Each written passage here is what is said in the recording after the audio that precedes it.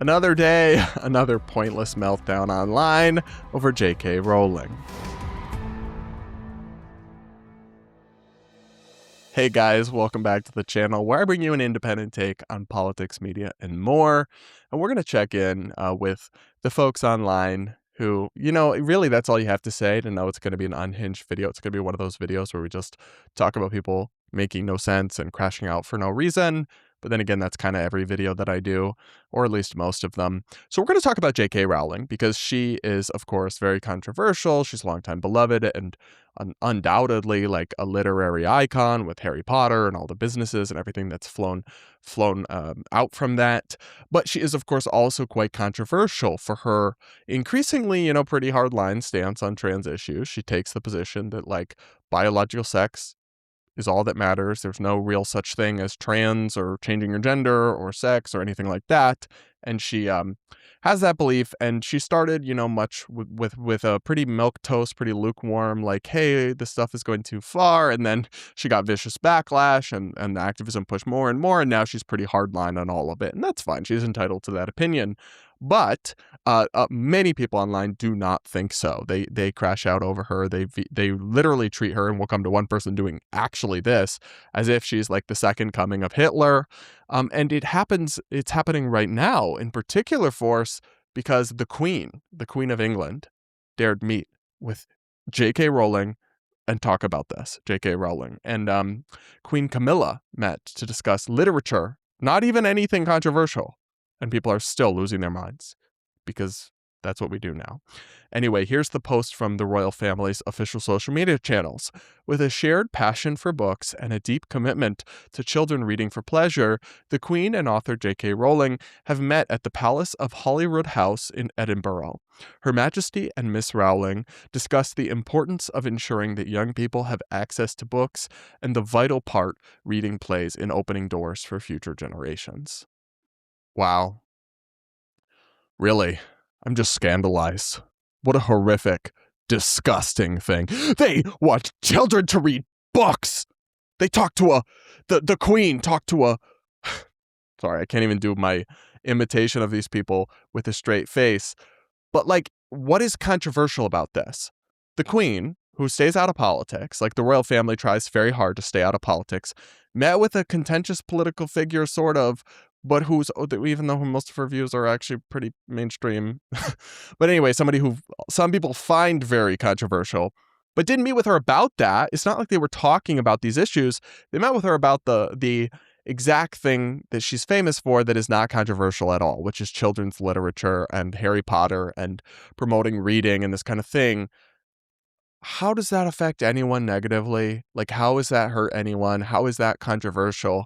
It'd be kind of like if they met with Elon Musk, who is, in some ways a very controversial political figure, but if they just met with him to talk about Tesla and promoting EVs or something, then there'd be no reason to be upset or to make it political. It's like people are multidimensional.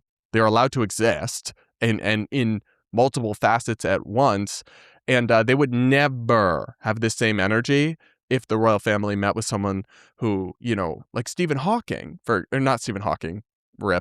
Stephen King, who is, obviously a very famous author and a very famous like horror and fantasy and fiction author.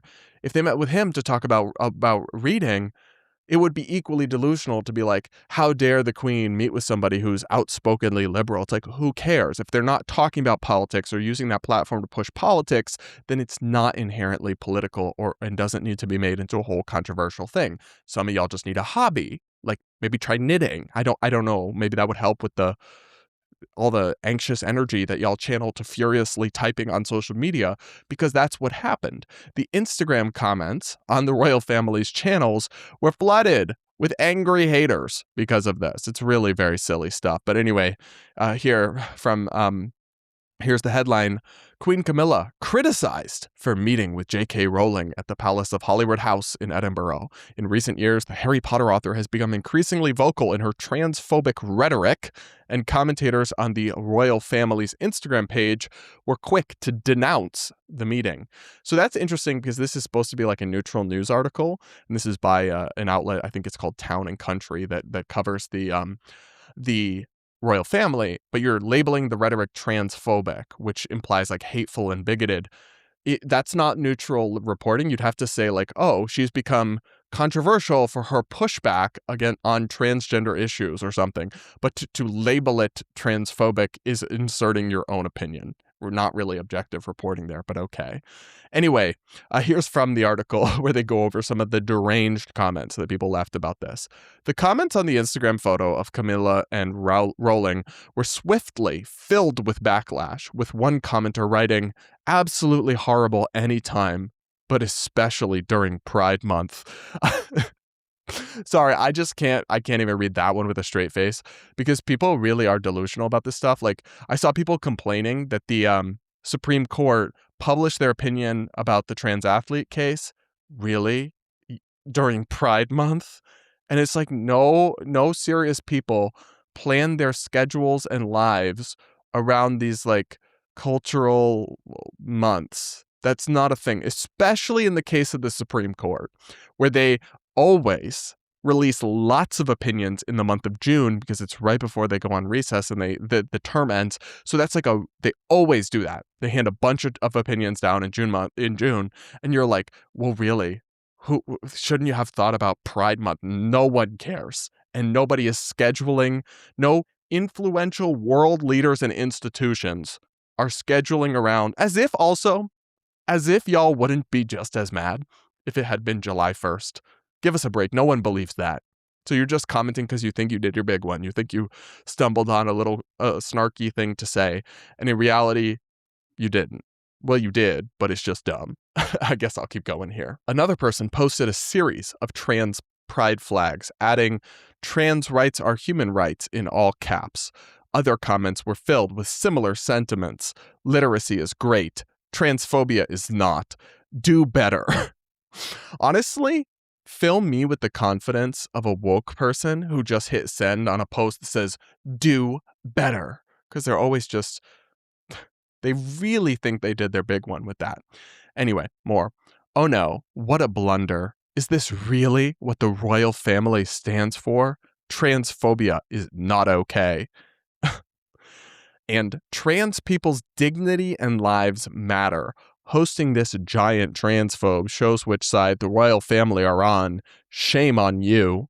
But so this is like twisted logic and thinking, because only brain broken people assume that if you meet with someone who's objectively important and massively successful and influential to discuss on a shared issue that is not controversial, that you therefore are co-signing every opinion they've ever had ever about every other completely unrelated but controversially and charged topic.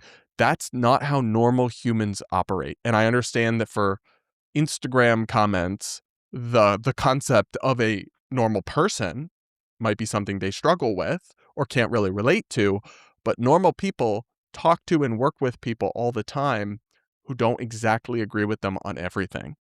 And this is actually the very kind of no true Scotsman, massive micro-policing of each other that I think has really, really limits progressives from ever building any sort of coalition or getting anything done, because they're always just trying to bully everyone all the time about some kind of impurity or so. It's really, really just repulsive stuff in the sense of attracting people. Why would anyone want to be aligned with folks like this that are going to hate you anyway if you even speak to someone who they disagree with, even if it's not about the thing they disagree with them about?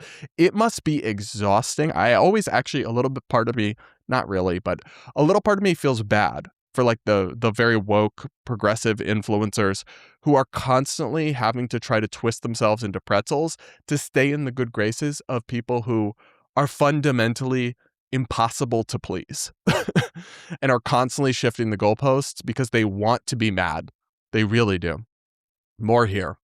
"Trans people's dignity and lives matter. Hosting this giant transphobe shows which side the royal family are on. Shame on you."